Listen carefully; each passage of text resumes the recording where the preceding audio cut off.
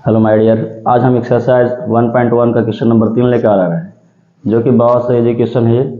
जैसे हम लोग एचसीएफ और एलसीएम निकाले थे, उसी प्रकार से ठीक इसका भी एलसीएम और एचसीएफ निकालना है और अलग अलग निकालना है। ठीक है, तो हम लोग बचपन से एलसीएम पढ़ते आए हैं, तो उसके बारे में ही देखना है यहाँ से। चलिए, पहला क्वेश्चन मेरा यहाँ पर है 12, 15 और क्या है 21। तो सबसे पहले हम इसको एचसीएफ निकालने का प्रयास करते हैं।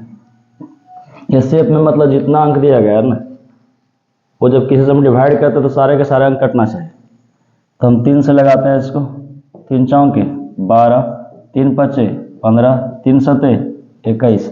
अब यदि हम 4 से लगाते तो केवल 4 कटेगा, और 5 से लगाते तो केवल 5 कटेगा, और 7 से लगाते तो केवल 7 कटेगा। एचसीएफ का रूल यह कहता है कि जितना अंक दिया गया है सारे का सारा अंक कटना चाहिए। यदि 2 कटते हैं, 1 कटते हैं तो ऐसा नहीं होता है, ये सारे का सारा अंक कटना चाहिए। तो जो बाहर वाला है ना, वो एचसीएफ होता है, हाईएस्ट कॉमन फैक्टर, अर्थात एचसीएफ कितना है इसका 3। लेकिन अब इसका एलसीएम की बात करेंगे, तो अब ध्यान दीजिएगा एलसीएम इसका कितना आएगा। 3 गुना 4 गुना 5 गुना 7। तो गुना कीजिए, 5 चौके 20 और 7 21। 21 में 20 से गुना कीजिएगा तो 420 आ जाएंगे। इसका एचसीएफ 3 आया और एलसीएम कितना आया 420। इस तरह से इजी तरीके से हम लोग एक 1 क्वेश्चन कंप्लीट हो गया। अब ध्यान दें यहाँ पर आप लोग, सेकंड क्वेश्चन है 17, 23 और 19। यदि मैं ऐसे भी फिर से बनाने का प्रयास करेंगे हम लोग इसको 17, 23 और 19 को, तो किसी से नहीं कटेगा। किसी से नहीं कटेगा कहना मतलब 1 से तो कटेगा, 1 से जब कटेगा तो ये भी 17 बार में, ये भी 23 बार में, ये कितना बार में 19 बार में, मतलब 1 से तो सभी संख्या कटती है। तो इसका एचसीएफ कितना है 1। एचसीएफ कितना इसका 1। और एलसीएम देखा जाए, एलसीएम का नियम ये कहता है कम से कम 2 अंक कटना चाहिए। इसमें सारे के सारे अभाज्य संख्या है, और 17 से काटें तो केवल 17 ही कटेगा, 23 नहीं कटेगा, 19 नहीं कटेगा, और 23 से काटें तो केवल 23 ही कटेगा, 17 19 नहीं कटेगा, और यदि 19 से हम काटते हैं तो केवल 19 कटेगा और 17 और 23 नहीं काटेंगे। इसका मतलब कहने का मतलब सारे संख्या क्या हो जाएगा, इसमें गुना हो जाएगा।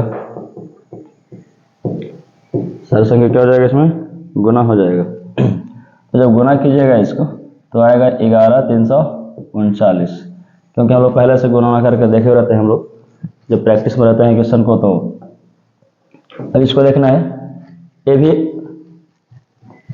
8, 9, 25 है। इसमें भी 1 से काटेंगे पहले हम लोग, तो सारे संख्या 1 से डिवाइड होते हैं। इसका मतलब 1 से कट जाएगा 8 बार में, 9 बार में, क्या था 25 बार में, और किसी संख्या से नहीं कटेगा। तो इसका मतलब एचसीएफ हम लोग कितना है इसका 1 है। और जब एलसीएम की बात किया जाए तो एलसीएम का मतलब होता है कि कम से कम 2 डिजिट कटना चाहिए। तो इसमें 8 से लगाएंगे तो केवल 8 कटेगा, 9 से लगाएंगे केवल 9 कटेगा, 25 से लगाएंगे केवल 25 कटेगा। ऐसा कोई संख्या नहीं जिसमें दिए गए 2 डिजिट को काट दे। तो जाहिर जब नहीं कटता है तो हम लोग एलसीएम में क्या जानते हैं, डायरेक्ट गुना किया जाता है। एलसीएम हम लोग क्या जानते हैं, डायरेक्ट गुना किया जाता है। तो गुना कर दीजिए, 8 गुने 9 गुने 25, तो 25 8 होता है 200, और 200 में 9 से गुना करेंगे तो 9 दूना 1800। इस प्रकार से हमारा इजी तरीके से इक्वेशन कंप्लीट हो गया। देखा जाए फिर से एक बार, 12, 15, 21 यदि हम 3 से लगा देंगे इसको तो 3 चौके 12, 3 पचे 15, 3 सते 21। अब कोई ऐसा संख्या नहीं है जो मतलब तीनों संख्या को डिवाइड कर दे, मतलब केवल मेरा 3 ही था जो ये तीनों संख्या को डिवाइड कर रहा था। तो एचसीएफ कितना आ गया, 3 आ गया। अब एलसीएम का नियम ये कहता है कभी कम से कम 2 डिजिट कटना चाहिए। तो ऐसा कोई डिविजेबल अंक नहीं है कि मतलब 4 को काट दे, 5 को काट दे, 7 को काट दे, किसी 2 अंक को नहीं काट सकता है। तो मतलब सारे क्या हो गया, अकेला अकेली हो गए। तो जब ऐसी स्थिति आता है तो एलसीएम में सारे अंक को क्या कर दिया जाता है, गुना कर दिया जाता है। तो हम लोग 3, 4, 5, 7 को गुना किए तो देखिए 5 चौके 20 और ये 7 या 21, 20 में 21 से गुना कीजिएगा तो 21 गुना 42 और 0 0 मतलब 420 यहाँ इसका आंसर हो गया। ठीक इसी प्रकार से 17, 23 और 19, 17, 23, 19 ऐसा ये सब संख्या है जो मतलब किसी से कटने वाला नहीं है। तो हर एक संख्या 1 से कटती है। तो जब कुछ से नहीं कटता तो वह 1 से तो कटेगा ही कटेगा। तो इसका एचसीएफ कितना आ गया 1। और यदि एलसीएम को विधि से हम जांच कर रहे हैं तो 17 से लगाएंगे केवल ये कटेगा, 23 से लगाएंगे केवल ये कटेगा, 19 से लगाएंगे केवल ये कटेगा, बाकी संख्या नहीं कटेंगे। तो जब ऐसा स्थिति उत्पन्न होता है कि जब कोई संख्या नहीं कटती है तो एलसीएम में डायरेक्ट दिए गए संख्या क्या कर दिया जाता है, गुना कर दिया जाता है। तो 17 23 19 को क्या कर दिया हम लोग, गुना कर दिए, और जब गुना कीजिएगा तो आपको ये निकल के आएगा 11 3 39। इसी प्रकार से 8 25 और 9, जब इसको भी आप डिवाइड करने चलिएगा तो किसी और डी से तो नहीं कटेगा, 1 से सब कट जाएंगे, तो इसका मतलब HCF 1 है। और 8 9 25 को ऐसा संख्या नहीं है जो 2 अंक को काट दे कम से कम, तो जब नहीं कटने को उत्पन्न स्थिति होता है तो हम लोग क्या करते हैं, डायरेक्ट संख्या को गुना कर देते हैं। तो 8 9 और 25, हम लोग 25 का पढ़ा जानते हैं, 25 ठीक होता है 200, और 200 में जब 900 गुना किया कितना होगा 1800। इस प्रकार से हमारा इसी तरीका से 1 क्वेश्चन क्या हुआ, कंप्लीट हुआ। अब हम लोग क्वेश्चन नंबर 4 में है, जो क्वेश्चन आपको इस प्रकार से बोर्ड पर दिख रहा होगा। HCF कह रहा है कि 306 और 657 का HCF दिया गया है 9, है ना जी। और इसी संख्या क्या कहता है कि LCM निकालिए। तो हम जानते हैं कि जो दो संख्या दी रहती है ना, उसका गुणनफल और LCM और HCF गुणनफल दोनों आपस में क्या होते हैं, बराबर होते हैं। चलिए इसको हम दो तरीका से देख लेते हैं। आइए एक सिंपल तरीका से देखते हैं हम लोग। अभी इतना है, तो हम लोग पहले जानते हैं कि जब दो संख्या दिया गया ना, तो पहली संख्या गुना दूसरी संख्या बराबर क्या होता है, LCM गुना HCF, LCM गुना HCF, LCM गुना HCF। चूंकि हम लोग ऐसा क्वेश्चन के बारे में हम लोग देख चुके हैं पहले ही। अब ध्यान दीजिएगा इसको, पहली संख्या क्या है 306, दूसरी संख्या क्या है 657, है ना। अब क्या किया जाए, यहाँ पर कहता है LCM, तो LCM तो निकालना है हमको, तो LCM को जगह पर LCM पुट करेंगे। और क्या दिया, HCF पूछ रहा है अब, और HCF कितना दिया हुआ है 9, तो यहाँ पर 9 पुट करेंगे।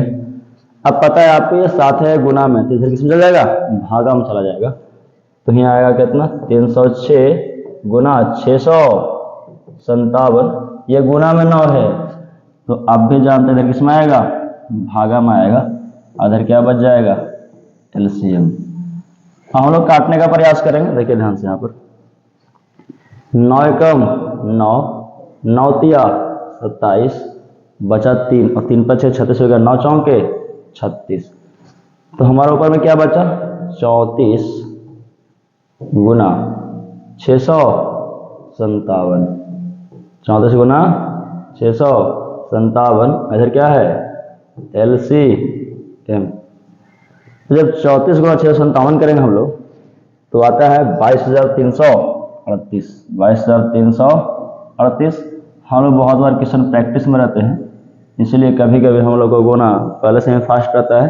तो आप देख ले 34 गुना 657 जब कीजिएगा तो 22,338 आएंगे। इस प्रकार से हमारा क्वेश्चन कंप्लीट हुआ। Thank you. चलिए देखिए अब क्वेश्चन हम लोग 5 में है, कहता है जांच कीजिए कि क्या किसी प्राकृत संख्या n के लिए 6 का पावर n अंक 0 पर समाप्त होगा। सबसे पहले ध्यान देना है, सिर्फ प्राकृत संख्या के बारे में बोलता है। तो प्राकृत संख्या क्या होती है, तो गिनती की सभी संख्या क्या होती है, प्राकृत संख्या कहलाती है। तो कहता है 6 के पावर n, देखिए यहाँ n बराबर क्या है, प्राकृत संख्या है। n बराबर क्या है, प्राकृत संख्या है। और हम लोग जानते हैं कि प्राकृत संख्या क्या होती है। जैसे में हम लोग प्राकृत संख्या को उदाहरण देखें तो क्या होता है, 1 2 3 इत्यादि अनंत तक जाते हैं ये। तो यही क्या कहता है, प्राकृत संख्या का परिभाषा है कि मतलब कहता है गिनती की सभी संख्या क्या कहती है, प्राकृत संख्या। या दूसरे भाषा में बोला तो 1 से लेकर अनंत की ओर जाने वाली संख्या क्या कहती है, प्राकृत संख्या कहलाती है। लेकिन मेरा यहाँ पर पूछ दिया कि 6 के पावर n, मतलब 6 के पावर n क्या ये 0 पर समाप्त होगा या नहीं, ये हमको जांच बताना है। तो यदि मैं 6 के पावर n की जगह यदि हम पहला 1 लेते हैं तो इसका मान कितना होता है, 6 होता है। सेकंड कंडीशन में जब देखा जाए 6 के पावर यदि हम फिर n यहाँ रखते हैं क्वेश्चन के अकॉर्डिंग, अब क्या हम इसका पावर 2 रखते हैं तो 6 के पावर 2 मतलब कितना 36।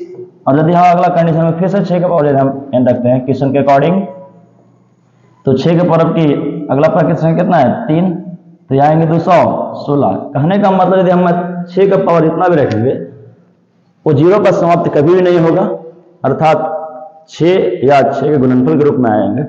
अब ध्यान देना है, तो इसको नीचे हम लोग कैसे लिखेंगे देखेंगे। चलिए ध्यान दीजिएगा, देखेंगे चूंकि 6 के पावर n अंक 0 पर समाप्त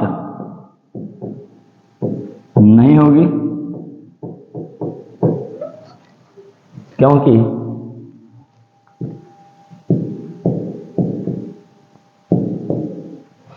6 तथा 6 के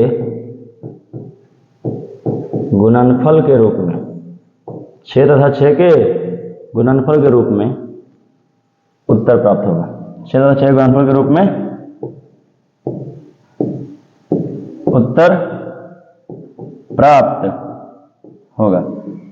ध्यान दीजिएगा, कभी भी ये 0 पर समाप्त नहीं होगा, क्योंकि हम लोग जानते हैं कि प्राकृत संख्या गिनती की सभी संख्या प्राकृत संख्या कहलाती है और n एक प्राकृत संख्या दिया गया। क्वेश्चन रिकॉर्डिंग देखेंगे आप, तो प्राकृत संख्या को उदाहरण हम 1 2 3 4 5 6 7 इत्यादि और अनंत तक जाती है। तो आप देखिएगा 6 का पावर यदि n, और n का मतलब यदि कोई प्राकृत संख्या का उदाहरण उठाते हैं तो 6 का पावर यदि 1 रखें पहले हम, तो 6 का पावर 1 मतलब कितना 6, और यदि 6 का पावर इसको हम 2 रखते हैं, अगला प्राकृत संख्या 2 है तो 2 तो 6 गुना 6 मतलब कितना 36, और अगला प्राकृत संख्या कितना इसका 3 है, तो 6 को यदि हम 3 बार गुना करते हैं तो कितना आएगा 216।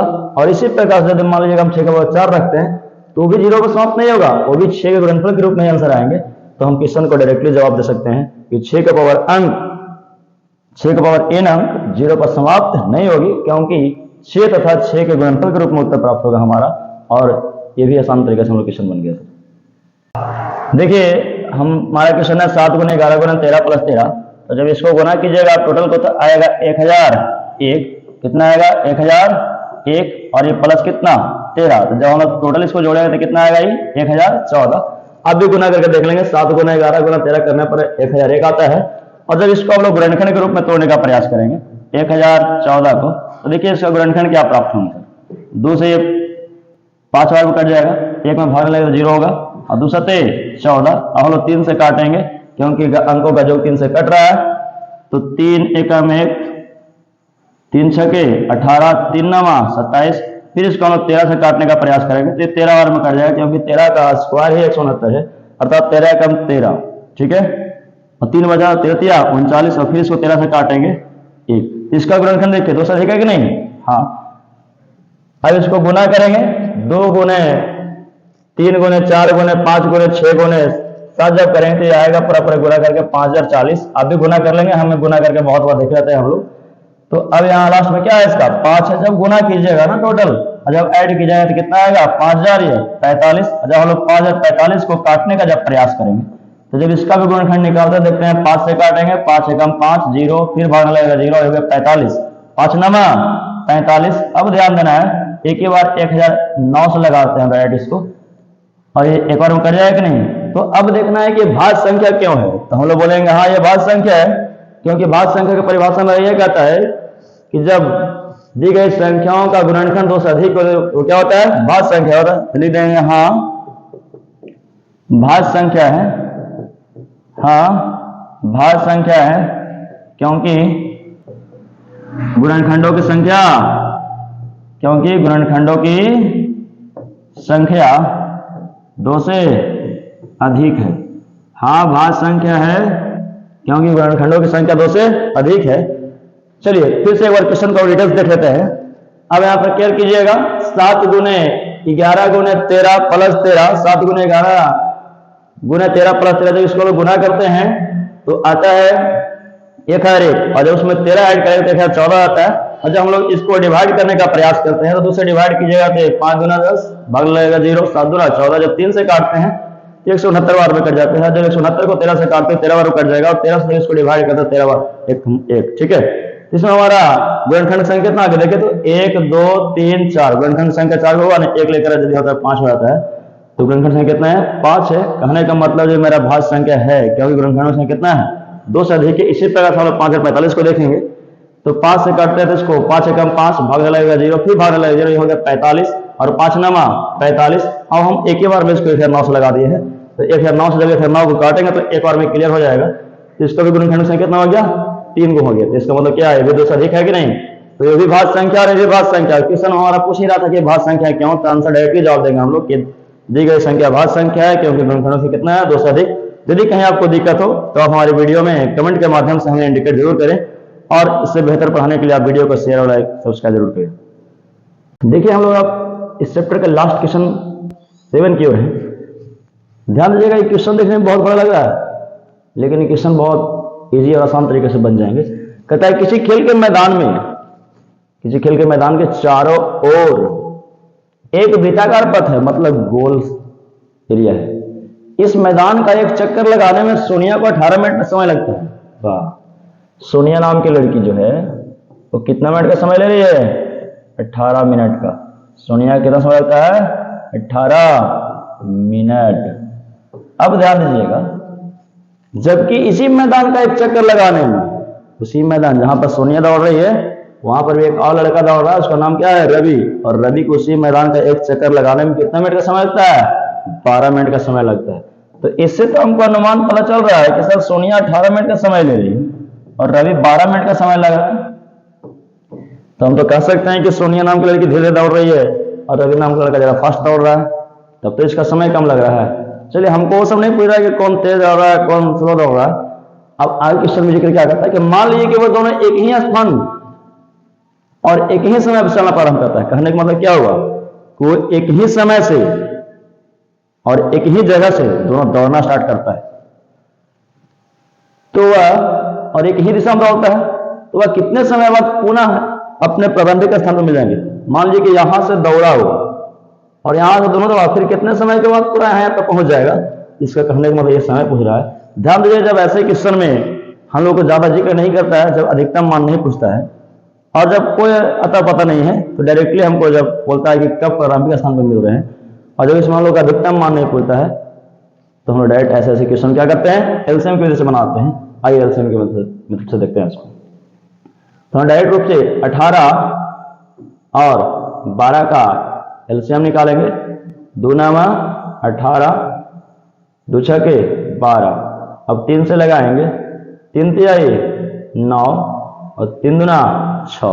अब देखिए हमारा नहीं लगेगा, अब नहीं लगेगा तो अब केयर करना है। और जब नहीं लगेगा क्या करेंगे, गुना कर देंगे। अब गुना करेंगे 2 गुना 3 गुना 3 और ये गुना कितना 2।